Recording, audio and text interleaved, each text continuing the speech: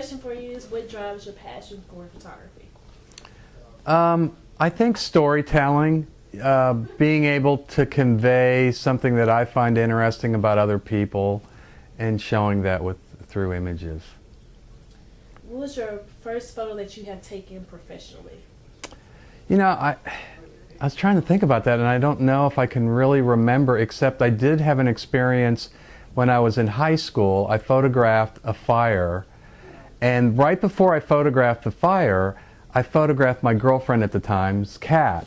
I had all these cat pictures. And after I had photographed the fire, I went down to the Long Beach Press-Telegram, the newspaper in the town that I lived in, the city I lived in California, and I gave them the roll of film that I thought was the fire.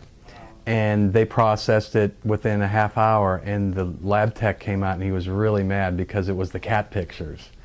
And so they ended up getting the right film and processing it after going through the cat pictures.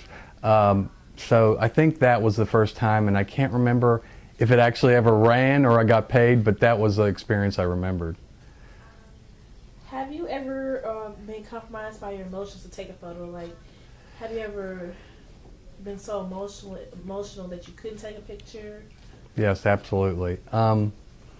One incident, when I was in Logan, Utah in the early 80s, I worked for a paper called the Herald-Journal, and I had to go out on an assignment that involved the drowning of a 4 or 5-year-old boy, and his whole family was there.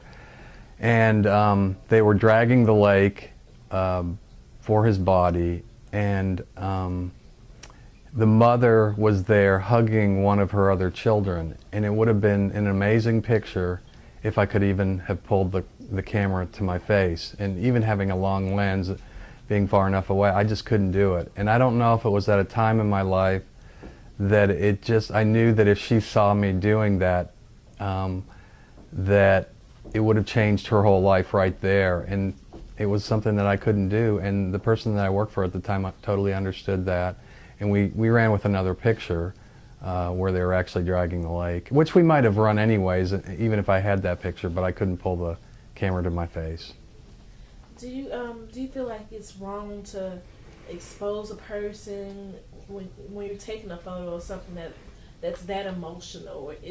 Or would you say that there's a photo that you shouldn't take or that you shouldn't publish? You know, that's a tough question, because I think it varies from each person and what they can do and what they can't do. And there's a big difference between saying you can do something and then actually being in that situation and having to do it. But there's so many pictures that were taken, especially during Vietnam, that were difficult pictures to take and difficult pictures to run, but I think it helped bring the horror of that war home. Eddie Adams' picture is one I can think of right off the bat, where the guy's getting shot in the head at the moment, basically, that the bullet was coming out of the gun. So, you know, it depends on the person and the situation. Tell us about the first photo you ever took or that you ever seen that inspired your career.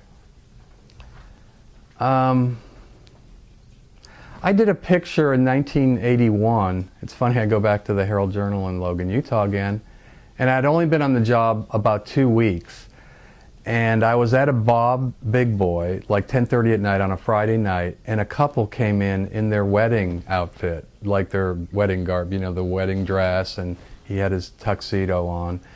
And I couldn't believe it. What are they doing here? And the story is that they went to a real nice restaurant. She was kind of mad at him because he took all the cans and everything off the car, and she wanted to show off that they were married. So they went to a nice restaurant that was just up the canyon from the town, but it was already closed. So they ended up coming to this Bob's Big Boy at 10:30 at night, and there was maybe 10 or 15 people in the restaurant that were just totally shocked when they saw him walk in. And I asked them if they would mind if I photographed them eating in this booth at this Bob's Big Boy, dressed the way they were. And they were totally flabbergasted I'd want to do that. And basically I did a few shots where they were smiling and laughing, And then I said, just act like I'm not here, and I went ahead and got some shots of them showing them eating, and that ended up winning a pretty major photojournalism award at the University of Missouri, and it was also on the cover of a book, the Best of Photojournalism, for I think it was in 1982, and it was the year Ronald Reagan was shot. So that was on the back of the book, which was amazing to me, but I think they wanted something a little more humorous that hadn't been seen much for the cover, and that was, even though some people thought they looked kind of depressed, but anyways, they were a happy couple, and they were on their way to Oregon for their honeymoon. When you're taking a picture, what runs through your mind, and what are you expecting to capture? It varies on the situation. So often you go into something thinking it's going to be easy, and you have to figure out very quickly what the problems are that are sort of being created at the moment, which you didn't anticipate, and trying to problem solve very quickly. And it could be just getting somebody to feel comfortable enough with you being there and forget that you're really there.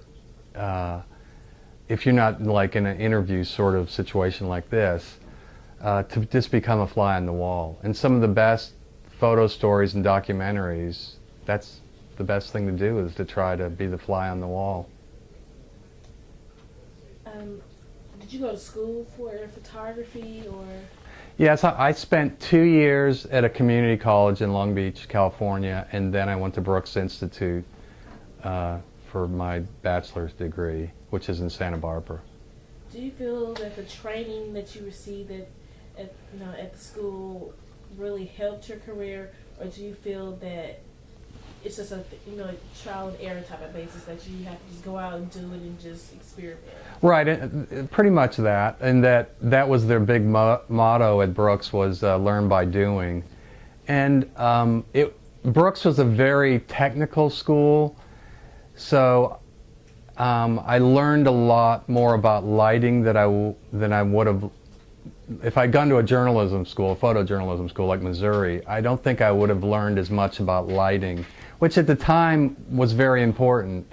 And now, with the digital technology that's come out in the last 10, 15 years, that's all changing in all kinds of new ways. But at the time, it was very important to learn lighting, and of course, that was when we had film too, and that was all, almost a different profession in itself, dealing with the dark room and processing black and white and color, and getting things done quickly enough to meet deadlines, which, with working at newspapers for the 10 years that I worked at them, that was a big concern, is meeting the deadline. Because if you didn't meet the deadline, then it didn't get in.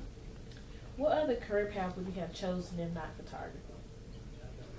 Yeah, it's interesting. I was in rock bands when I lived in California in the 70s, and my brother always probably resented that I went to photography school and didn't stay with the band, because he was in the band also. So, maybe it could have been in music, because I still do love music. I don't play as much as I did then. I also had an interest in healthcare too, so it could have been in healthcare too. If you were to give an aspiring photographer one essential piece of advice, what would it be?